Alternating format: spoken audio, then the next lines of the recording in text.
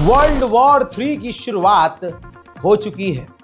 बड़े बड़े अधिकारी इस बात को कह रहे हैं। आगे बढ़ने से पहले कुछ पॉइंटर्स आपको याद दिलाऊंगा ताकि आप याद रखें, इसको उंगली पर याद रखिएगा हजरात।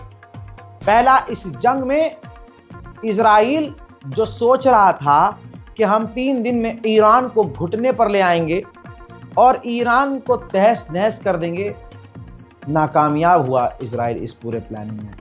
दूसरा पॉइंट, इजराइल सोच रहा था कि ईरान पलट कर हमला इस तरह ना कर पाएगा जैसे उसने किए हैं। तीसरा पॉइंट, इजराइल ने सोचा था कि हमारा जो डैमेज है वो इतना होगा लिमिटेड कि वो दुनिया काउंट भी नहीं करेगी। इजराइल इसमें भी फेल हुआ।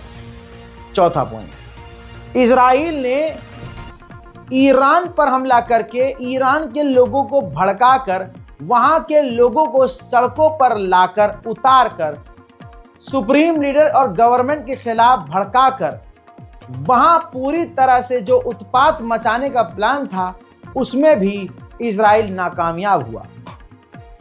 पांचवा पॉइंट, इजराइल ने कभी नहीं सोचा था कि ईरान पर हमला करते करते और उसके हमलों को रोकते रोकते हमारे ही एयर डिफेंस सिस्टम कमजोर पड़ जाएंगे। छठा पॉइंट, ईरान के बारे में खुद इजराइल ने कहा है कि अभी तक ईरान ने अपनी पूरी ताकत का इस्तेमाल नहीं किया।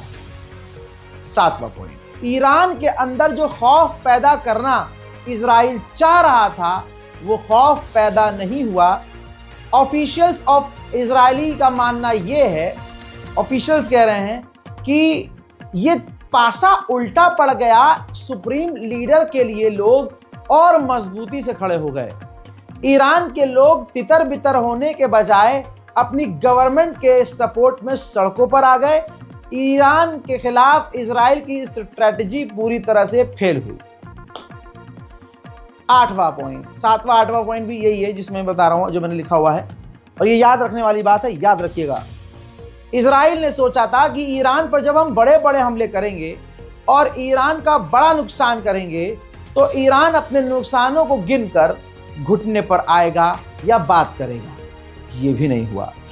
दोस्तों, ये पॉइंटर्स याद रखिएगा, चाहे इतनी वीडियो आप ट्रिम कर लीजिएगा और स्टेटस पे लगा लीजिएगा।